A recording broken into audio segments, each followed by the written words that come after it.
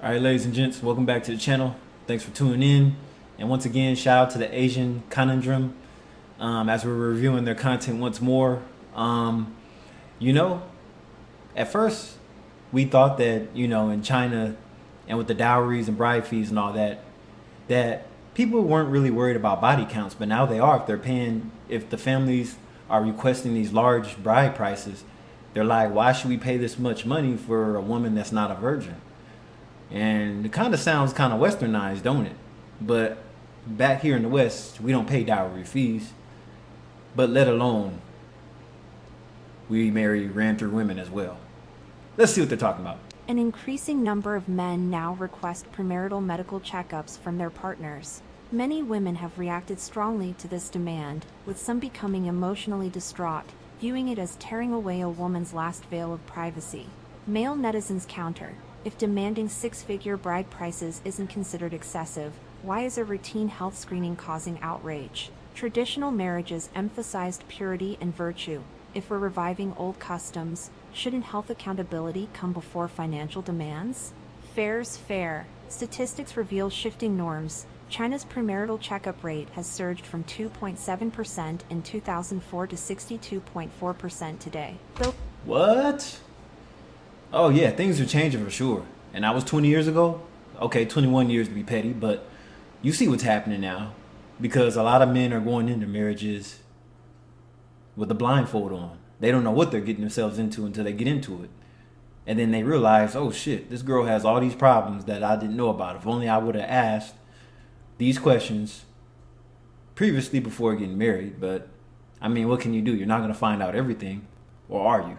Though voluntary, these screenings are becoming as culturally mainstream as wedding photography. Advocates argue, for couples genuinely committed to marriage and family planning, mutual health transparency demonstrates responsibility toward each other and future children. With free screenings now available, why the resistance? 发现一个事儿没？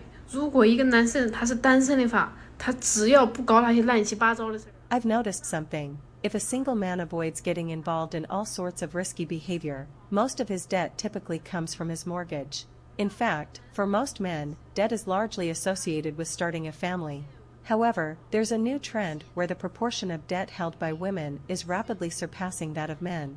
Why is that? Some women are engaging in premature spending, and In general, it's more expensive to be a woman. Women in general are the largest consumers.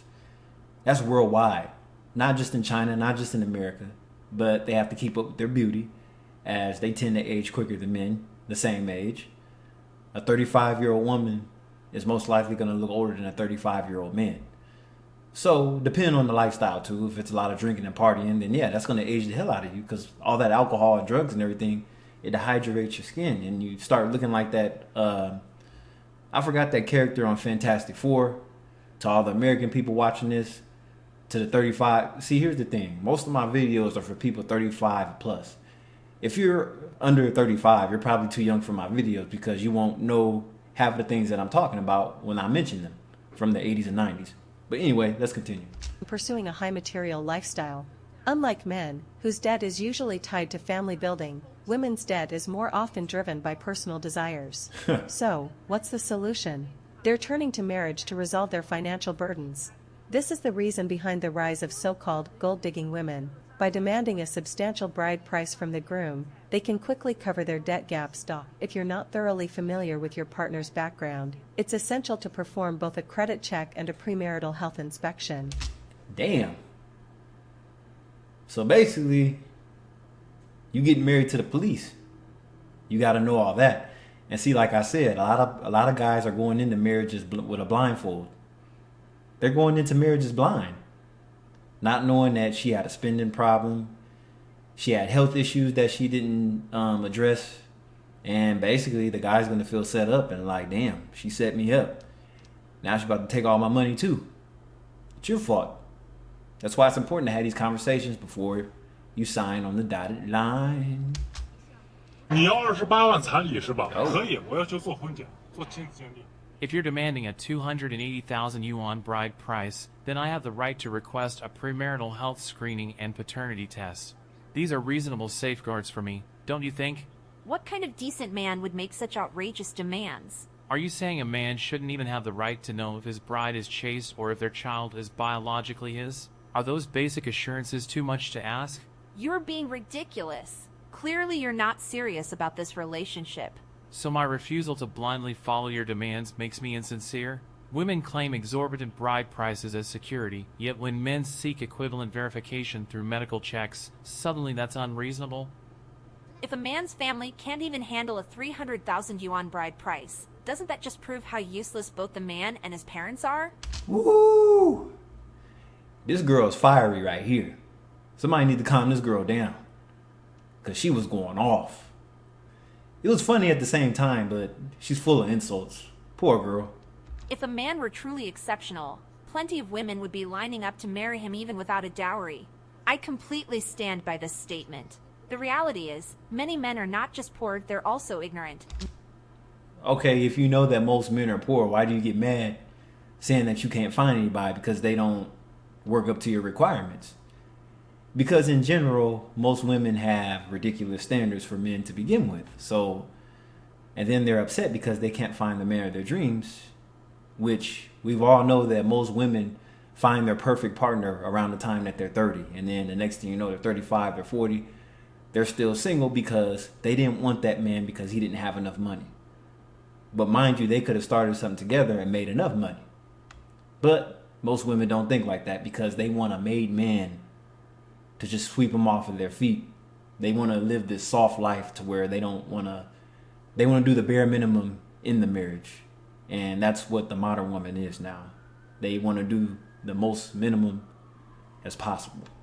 Narrow-minded and too proud to admit their own incompetence. Let me make this clear. We're not necessarily demanding bride prices or cars, but at least have a damn place to live. How dare you accuse women of being materialistic? And see, when these women require that the man must have a paid off house, I never hear anything about it being okay of having a nice 1 or 2 bedroom apartment or condo in a high rise. They never say that. And I'm going to say this. Here in the West, as a guy, depending on what ethnicity of women that you're dealing with, because it does make a difference, because different ethnicities have different standards.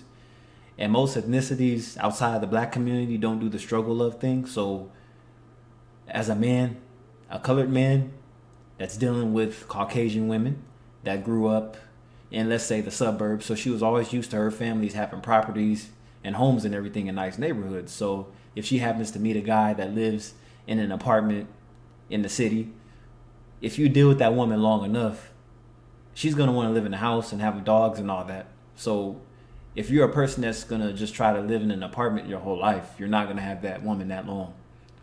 Just saying. Should newlyweds sleep on the streets, rent forever like rootless drifters? Even peacocks need to fan their tails to attract mates. Even birds know to build nests before having chicks. What do you have?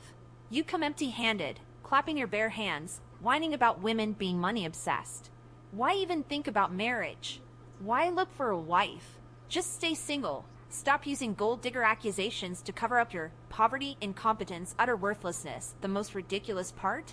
Some losers even complain about the bride's family only giving quilts as dowry. A quilt? A quilt is not worth anywhere near the asking price of a dowry. But it's a lot of hard work to make a quilt. So how is a quilt in exchange for getting out of a dowry price? 都被睡完了，还要我这么多钱？ You're not a virgin, yet you expect me to pay such an enormous bride price? These days, in China, it's become common among men that if a woman demands a high bride price, she should also provide a very comprehensive premarital medical examination report, the kind that's extremely detailed. After all, when a man spends so much money to marry someone, he wants to be sure he's marrying a pure, untouched woman. And see, that's the problem. You're not getting an untouched woman.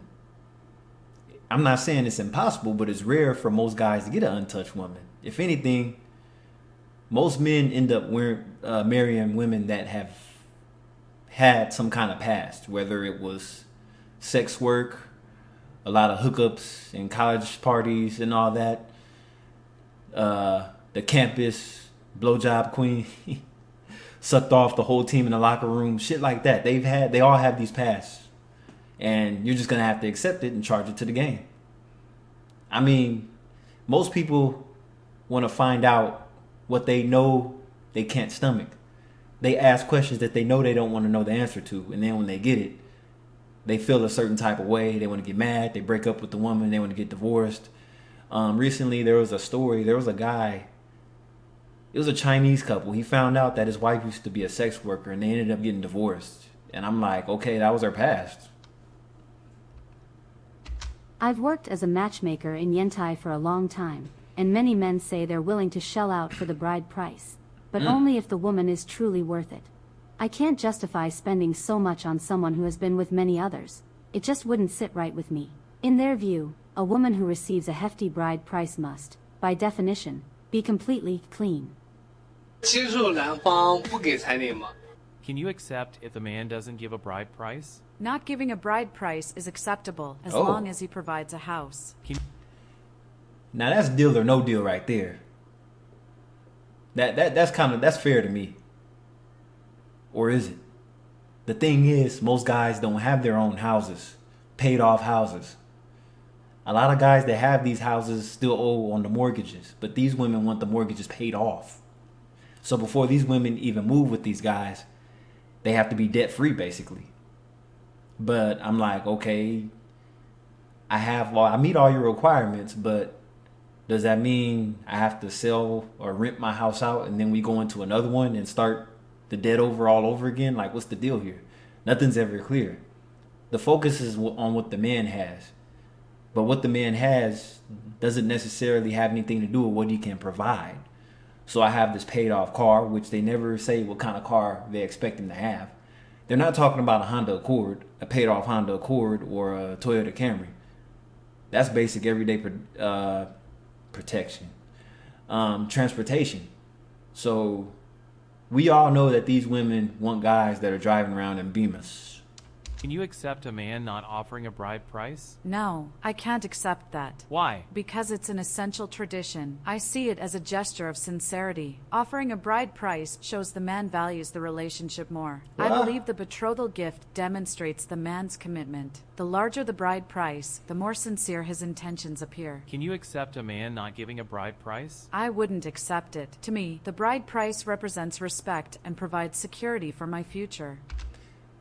But see, here's the thing. Just because a man pays a bride price, that doesn't mean you're going to be treated respectfully. I mean, is this guy going to be abusive? Like, see, a bride fee doesn't really determine how good of a partner the person's going to be. Is he going to whoop your ass? Is he, things, they're just looking at the money. They're not looking at the aftermath. Okay, what happens once you guys officially move in together? Yeah. If your boyfriend requested a premarital health checkup before marriage, would you agree? Absolutely not. Oh. I wouldn't be comfortable with that. I'd refuse. Definitely not. Why do you feel that way? If he doesn't trust me, then there's no point in being together in the first place. Demanding a medical examination feels like questioning my integrity. If he chooses to be with me, he should accept me as I am, past and present. Requiring health checks specifically from women is extremely disrespectful. What? 为什么有些男的有 Well, shit, suppose she has some STDs or something. Like I said, a lot of these women have a history, and see, a lot of people out here are having a lot of promiscuous sex and everything. And let's just be real, a lot of people don't get checkups and go to the doctor. So anything could be swimming around in their body, and neither one of y'all know anything about it until it's too late. 有条件却不愿意出彩礼，给你们讲讲驴的故事。 Why is it that some men, despite having the means, refuse to pay a bride price?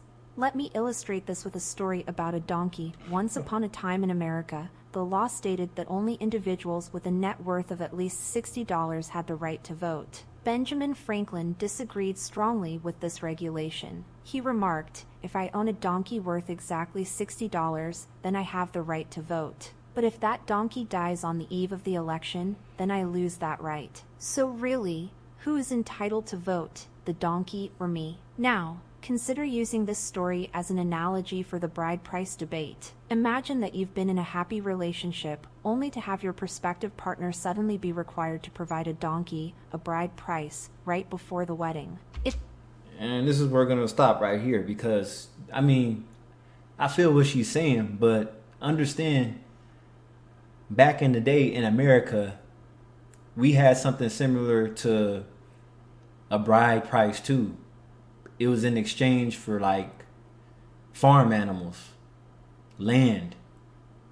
Like you had to trade something for being brides with somebody's daughter.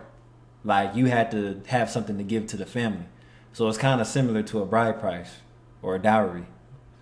If the man doesn't have this donkey, then you simply can't marry him. In that case, who are you really marrying? The donkey or your boyfriend? If a woman insists on only marrying a man when his financial conditions meet a certain value, it begs the question, why invest so much time in developing a relationship built on love? Instead, why not simply hold an auction, awarding marriage to the highest bidder? Many Chinese women seem to place excessive emphasis on money, forgetting the original essence of love and overlooking the intrinsic value of genuine human connection.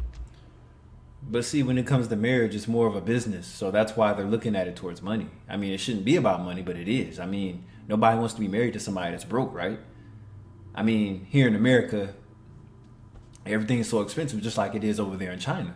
So that's why I like doing these videos, because there's so much to compare America to China, especially from a financial aspect. Because most of the younger population, people in their 20s or 30s, they do not have these assets of making six figures plus having homes and cars paid off. They just don't. That's why a lot of them are living at home still, because it's too expensive to start from fresh.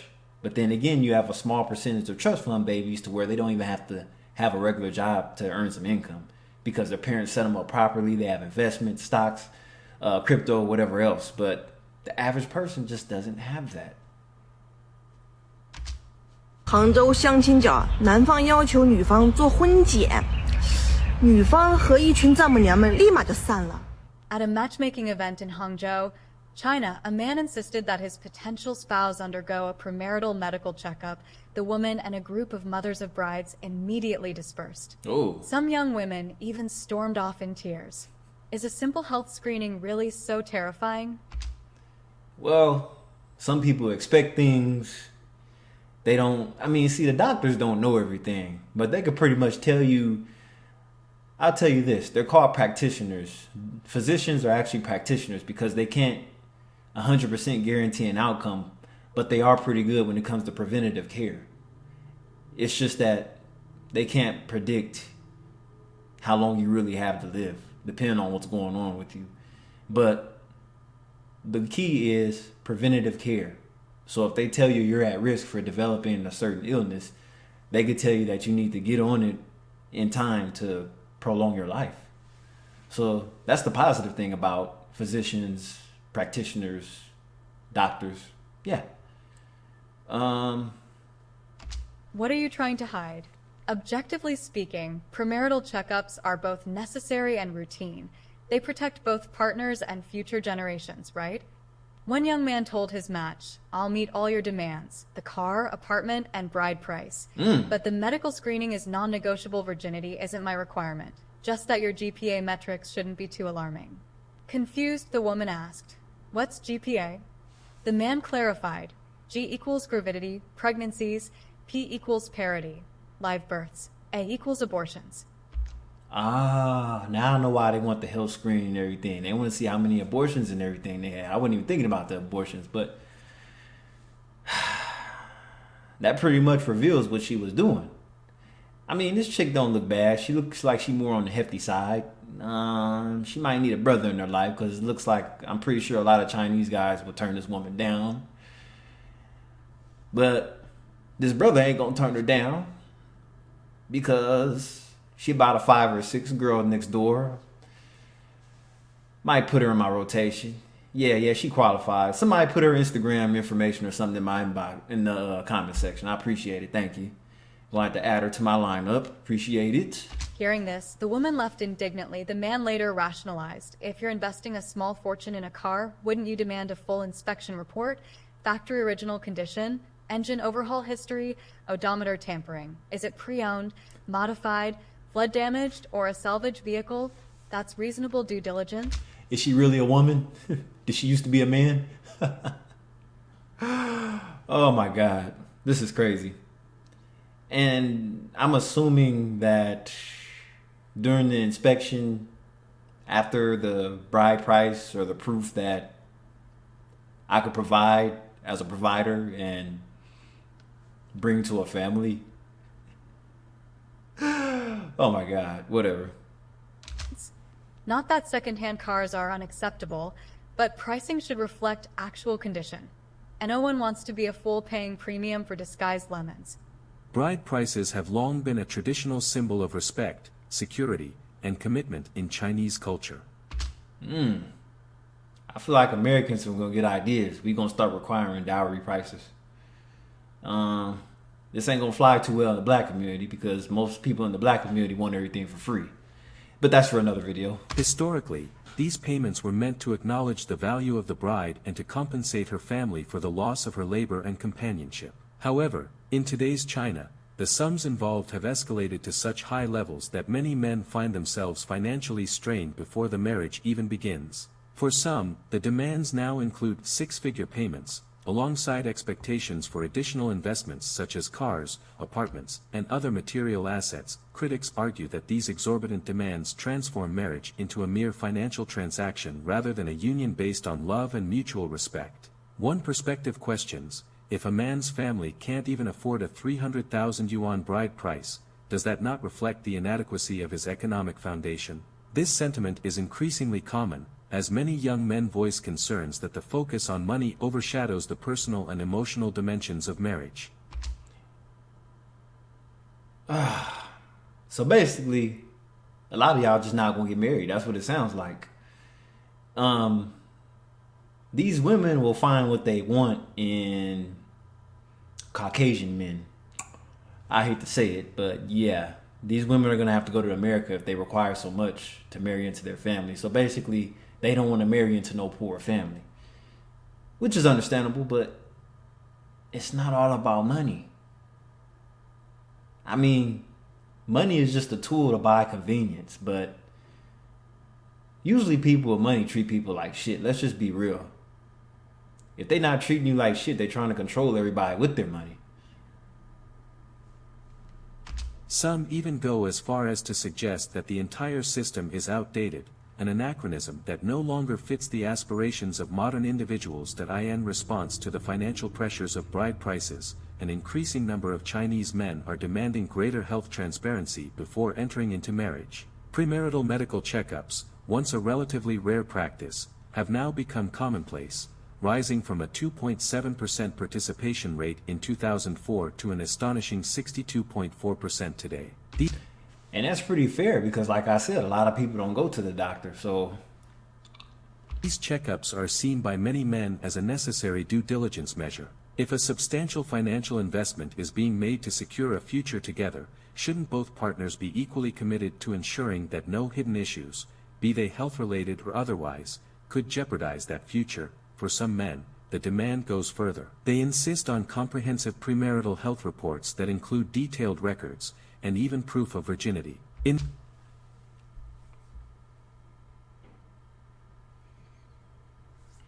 Okay, look. I myself, I don't want a virgin. What if I said that? I like my women skilled. And I don't think I had the patience to teach her to do certain things. Yeah. So these guys are kind of asking for a lot. I mean, when it comes to proof of virginity, damn. I mean, you ain't gonna get the perfect woman. Even if she is a virgin, that don't mean that she won't leap into somebody else's lap. One day she's gonna get tired of your bullshit and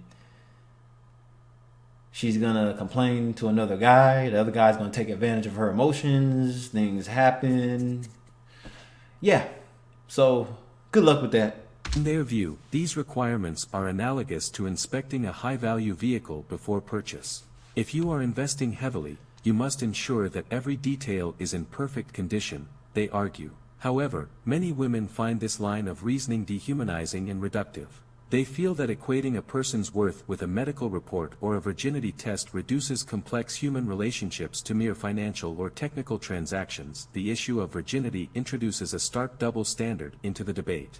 All right, I'm starting to get a headache. Anyway, yeah, y'all asking for a whole lot. I mean, damn. I mean, we're not even doing this in America, but it makes sense though. But you digging up skeletons. That's all y'all doing though. I mean, you're never going to know every single thing about whoever you're dating or about to marry. You're not going to know every single thing. Some things she's going to take to her grave. And you really don't know a person until they did. Let's just be real. Anyways, it's Calvary Vale. I'll catch you in the next video. Peace.